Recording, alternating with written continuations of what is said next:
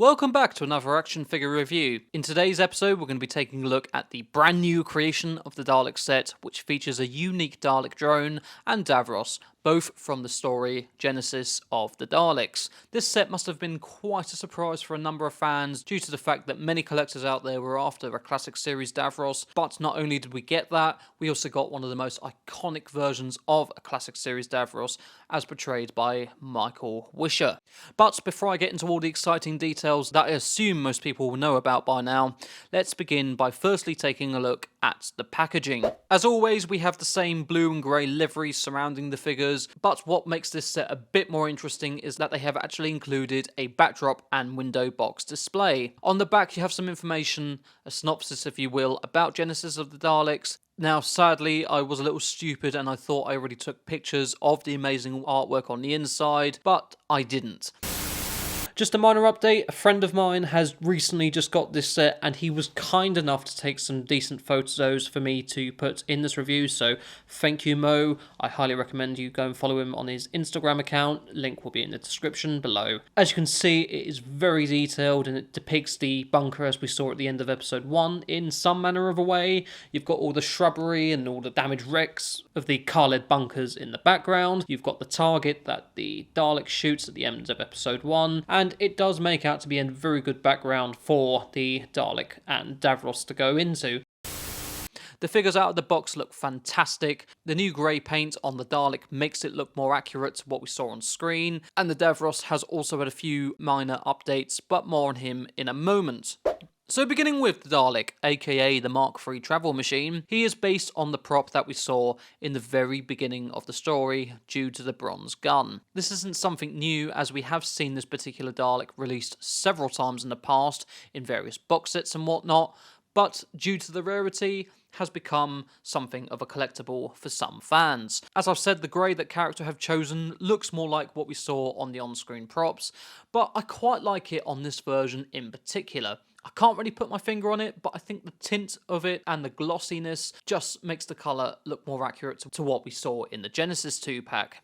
All the details such as the mesh on the neck bin and on the MIG section are present, as well as all the paint apps being nice and crisp. But one thing that makes this Dalek stand out from all the others is the fact that it has a feature never used before. So to begin with, you have the gun and plunger, which can easily be removed, which does look cool to begin with, but not only that, you can even add these little accessories where you plug into the Dalek and you can have Davros holding it. It's sort of like a wiry thing, and you do see that on screen in episode 2, I believe. And, you know, it's quite cool to have. It's a really cool accessory, and I think it's a very interesting piece to have. Like I said, it's never happened before, and I thought, wow, seeing it in that video, it is really cool, and I can see fans wanting to grab this because, wow, I mean, I have no words for it. It's just so cool that we've finally got something other than a standard Dalek. And that is what makes it so unique. It's quite an achievement on a manufacturing scale, but not only did we get that with the gun, but the plunger as well. Like I said, I know we had this in the past with the 2013 Doctor Who pack release, but it wasn't meant to be a feature that where you plugged it in and out, because if you did, you would risk getting it completely stuck, and the only way to remove it was to actually take the toy apart. My only wish was that it would have been cool to have seen this in an earlier set, particularly the Power of the Dalek set, as it would have been a nice feature for the servants. But nevertheless, it's an amazing feature nonetheless, and I haven't actually put this down since opening it. It's just such a cool feature. So moving on to Davros, the creator of the Daleks. He too has had a bit of an update since we last saw this figure in 2011, I believe it was. And this was another figure that hardcore collectors were desperate to get. I recall getting the Genesis of the Daleks set on its initial release and thought how lucky I was, as I do remember that set selling rather quickly.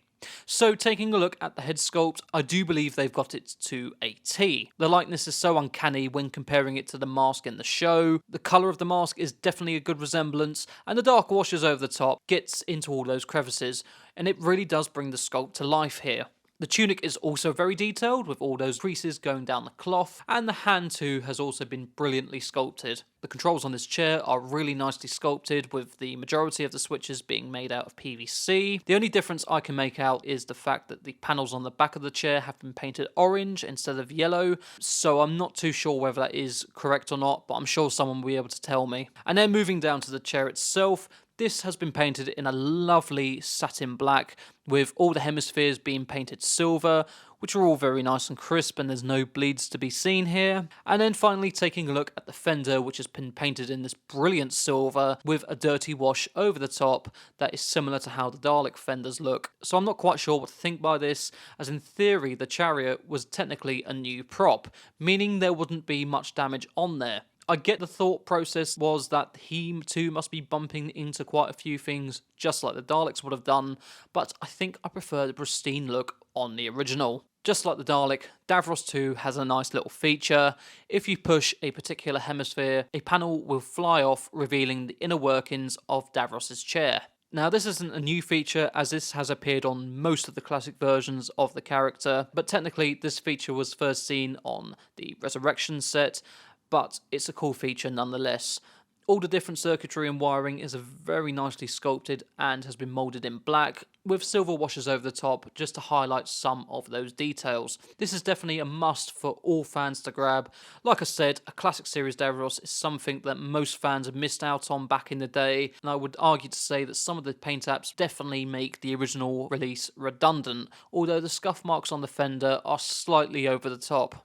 Articulation for the Dalek is pretty substantial. The dome can rotate doing a full 360 turn, the eye stalk can pivot up and down, the gun and plunger can also pivot, but they can become loose due to the removable feature, and as ever the Dalek has 3 wheels on the bottom, 2 standard ones on the back, and 1 twisty one on the front, giving the Dalek a full range of mobility. As for Davros, his head can turn slightly from side to side, however due to the head brace and the wiring means it's kind of restrained. His arm can only be moved up and down slightly as it is hindered by his backrest.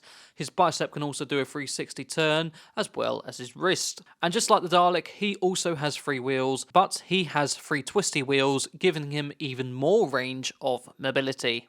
So, would I argue to say that this is one of the greatest B&M sets that have been released so far? I would argue to say yes. Not only do we get a re-release of one of the most iconic versions of Davros, but a totally new variant of a Dalek that could have just been a standard drone, or even a re-release of that armless version we got back in 2013. It's definitely a new height when it comes to Dalek variants, and I would argue to say that this is up there with the Mutant Reveal Dalek from 2007. It's definitely a good for some fans who missed out on getting the Wisher Davros the first time around, and hey, if you missed out on getting the Genesis set from back in the day, then this is probably the best variant we will ever get. So that is all I have to say on this amazing set. If you're wanting to pick one for yourself, then I highly recommend checking your local B&M, as most fans would have gotten their claws into this set by now, so some should be left to their own devices in stores while stock lasts. So thank you all for watching, and stay tuned for another review coming very soon.